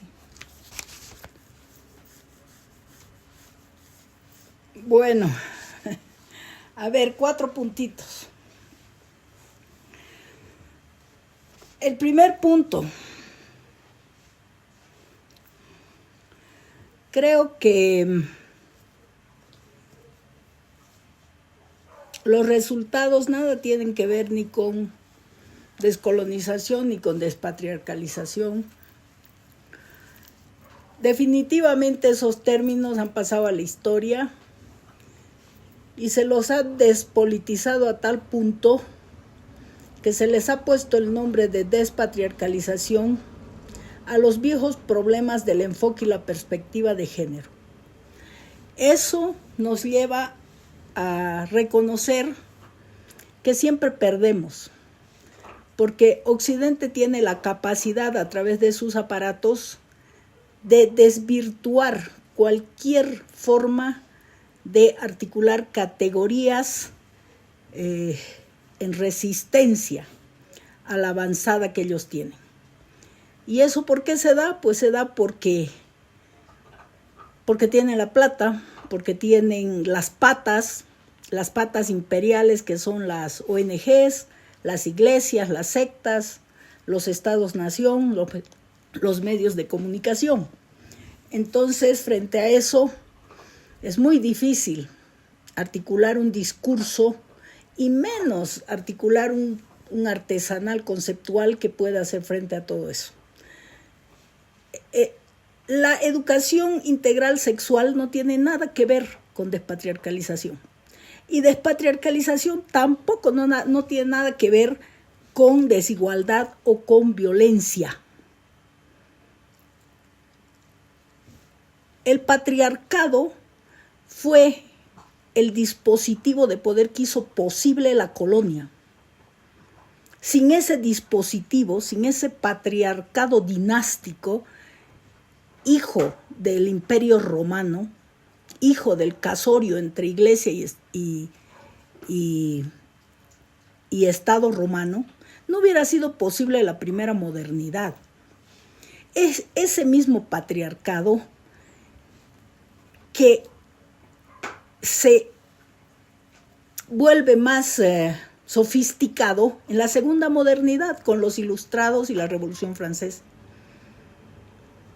Y es ese mismo patriarcado el que sirve de base para la neocolonización de la segunda modernidad y que está sirviendo de base para esta tercera neocolonización en la que estamos actualmente. Entonces, igualdad de género, derechos a una vida libre de violencia, sexualidad y derechos reproductivos, todos son ejes del antiguo enfoque de género y de la perspectiva de género. Ahora mal llamados despatriarcalización.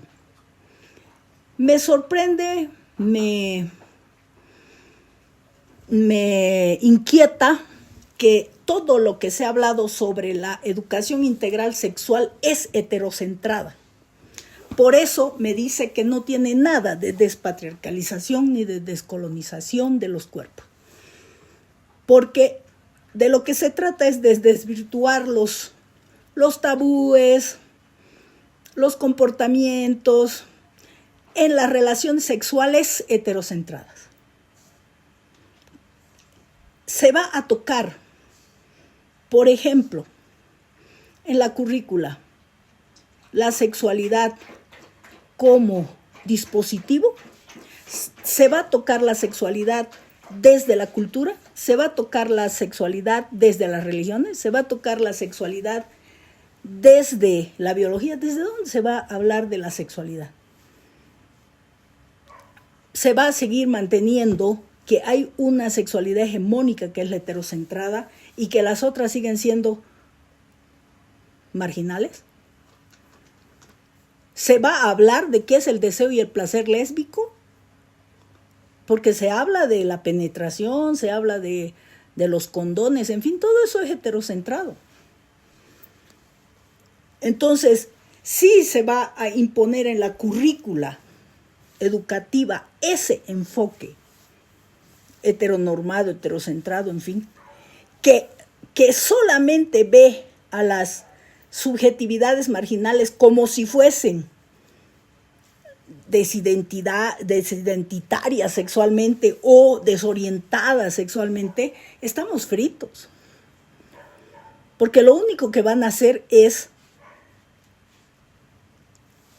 fortalecer la sujeción y la dominación corporal de aquellos que ya devienen marginales en el tema sexual.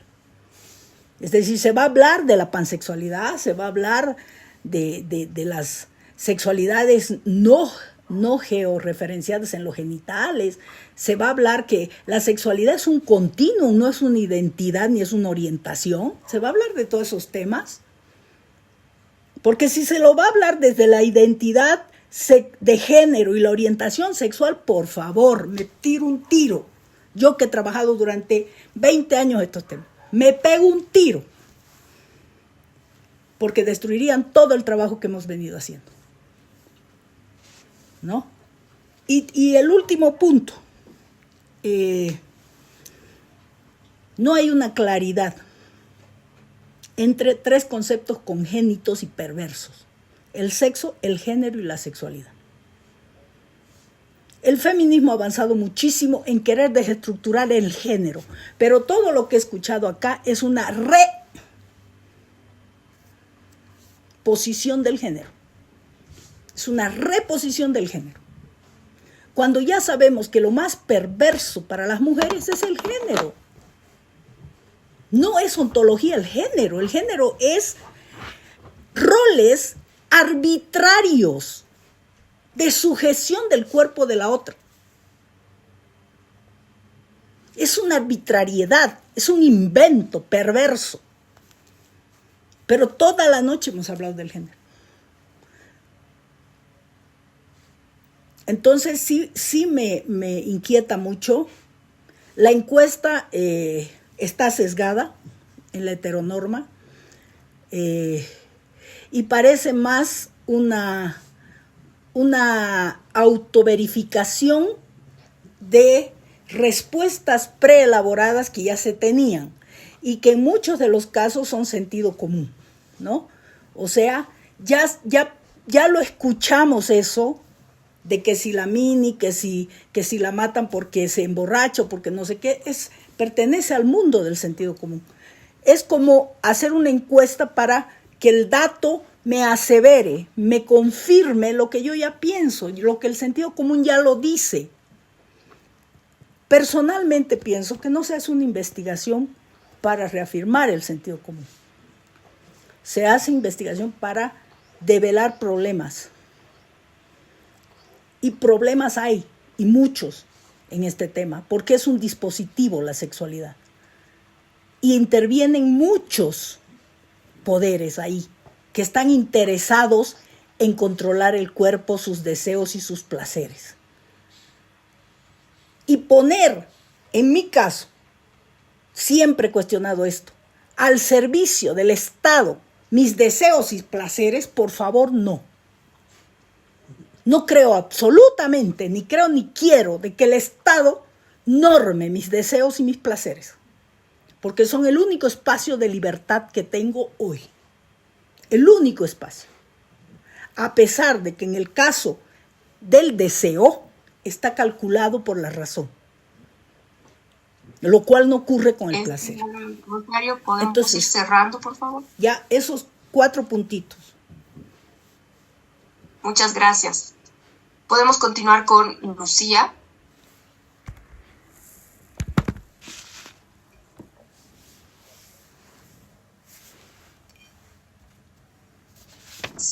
está Lucía, también puede intervenir Ana María para conocer un poco su reacción. Sí, yo brevemente, Gracias. no sé si me escuchan. Sí, brevemente.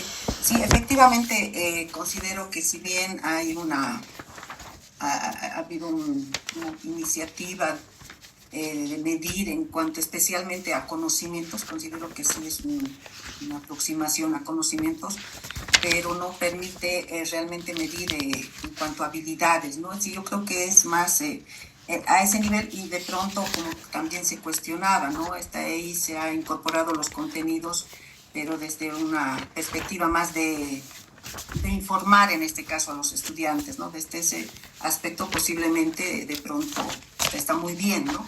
En relación a los resultados, evidentemente se muestra de pronto, sí, algunos avances, se puede decir así, en relación a mayor conocimiento, por ejemplo, en cuanto a métodos anticonceptivos, en relación a ciertas actitudes en relación a la violencia, pero también nos muestra que persiste, ¿no? En este caso, las mentalidades patriarcales, estos estereotipos de género, en el tema, por ejemplo, del cuidado, o en el tema de que sí tienen información para prevenir casi el 50%, pero habría que ver que el otro 50% que no tienen esa información, por ejemplo, para prevenir embarazos en adolescentes, ¿no? Considero que es muy importante con todo lo que ha implicado este despliegue, esta incorporación de contenidos desde el 2023 y que evidentemente ya se indicaba que hay unos cambios importantes que se lo ha hecho el 2024 desde el Estado. Es muy importante medir, pero no solamente en cuanto a quedarse limitado, digamos, a los conocimientos como tal, sino también ver, evaluar, ¿no? Las habilidades que se hayan podido adquirir, los comportamientos, si hay algunos cambios de pronto, que evidentemente tiene que también darse esta evaluación hacia el profesorado, ¿no? Si los maestros, las maestras están incorporando de forma adecuada y efectiva, se puede decir, en las materias que se han incorporado, cómo lo están haciendo, desde qué enfoque, todas estas ausencias que ya han identificado nuestras compañeras que han expuesto, si se avanza o no se avanza, pero también considero que sí es muy importante también hacer una evaluación de lo que implica en cuanto a los recursos, los materiales, los recursos, bueno, todos los recursos, ¿no? Que se requieren para en el ámbito educativo, pero y eso implica obviamente, por ejemplo, pensar y evaluar en el tema de presupuestos, ¿no? Creo que en ese marco, es decir, no, más amplio, el medir el alcance de forma más amplia, considero que sí nos puede dar de pronto elementos muy importantes para pensar o para evaluar realmente si estamos de pronto contribuyendo a poder de alguna forma, contribuyendo en este caso a esta educación despatriarcalizadora, a una educación integral para la sexualidad, ¿no? Entonces es una iniciativa, creo que es un paso importante, sin embargo creo que tenemos que tener mayores retos y desafíos para realmente ver el impacto, ¿no? En eso, gracias. Muchas gracias, Lucía. Podemos ahora escuchar el comentario breve de Ana Kudelka también, por favor. Muchas gracias. Creo que es un estudio interesante que refleja percepciones y lo que busca este estudio es reflejar precisamente estas percepciones para ver dónde y cómo estamos. Sí creo que es importante ir más allá de la categoría sexogenérica. Y bueno, destaco algunos elementos. El primero, más allá de estadísticas o porcentajes favorables, desacuerdo o desacuerdo, esto revela una brecha, ¿no? Informativa importante entre zonas urbanas y y rurales. Refleja, por supuesto, un acceso desigual al conocimiento, donde las estructuras justamente de poder tradicionales, que somos las que estamos interpelando, cuestionando, siguen concentrando la información en espacios privilegiados. Esto perpetúa jerarquías sociales que nos muestran de manera evidente que hay que deconstruirlas. También puedo ver un desconocimiento sobre el concepto, el enfoque, una mirada despatriarcalizadora y de descolonización. Me llama la atención que un 12% diga que esto es lo mismo, ¿no? Y bueno, eso muestra también que prevalecen narrativas hegemónicas en la educación, en los medios de comunicación, que son las fuentes de información de las personas, en este caso de adolescentes y jóvenes. Y muestra también la necesidad de ampliar espacios, ¿no?, de diálogo, aprendizaje colectivo que cuestionen las relaciones de poder, que interpelen las estructuras de dominación. Por otro lado, y sí me asusta la justificación de conductas violentas, ¿no?, como instintos biológicos de los hombres. Esa es una explicación, una de las muchas que pueden haber, que naturalizan los comportamientos violentos. Y es necesario, por supuesto, cuestionar esos argumentos que perpetúan las relaciones de poder.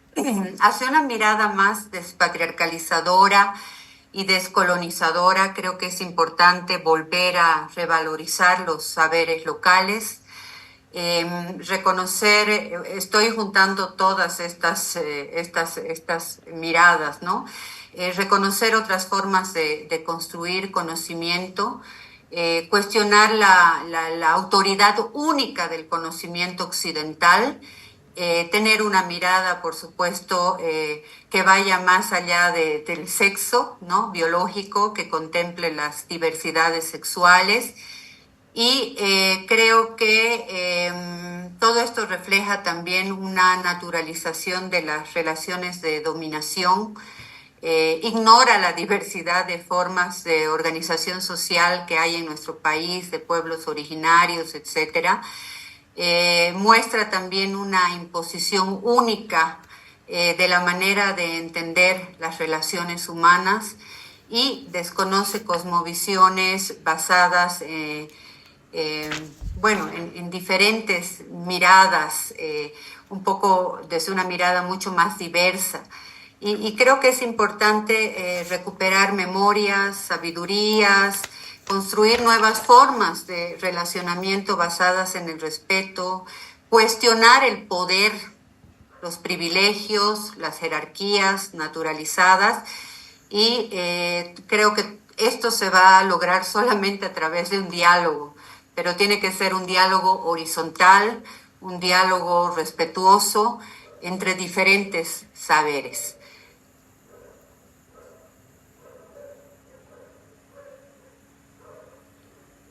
Muchas gracias, estimada Ana. Agradecer a todas las expositoras por su participación. Es para nosotros muy importante poder escuchar sus contribuciones en relación a este tema. Y bueno, recordar a todos los participantes que este evento es parte del ciclo de seminarios, diálogos sobre la calidad educativa en Bolivia, desafíos del Congreso Educativo, justamente pensado en poder construir y poder fomentar el debate en camino al Congreso Educativo que va a realizarse, ¿no?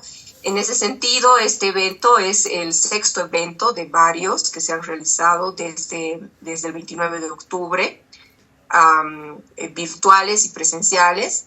Y mañana vamos a tener un evento también sobre el lenguaje en Bolivia, que sería muy interesante que puedan también todos participar. Van a estar como expositores Jesús Flores y Clever Cárdenas, que nos van a dar una visión también sobre lo que es el aprendizaje del lenguaje en Bolivia. El seminario está titulado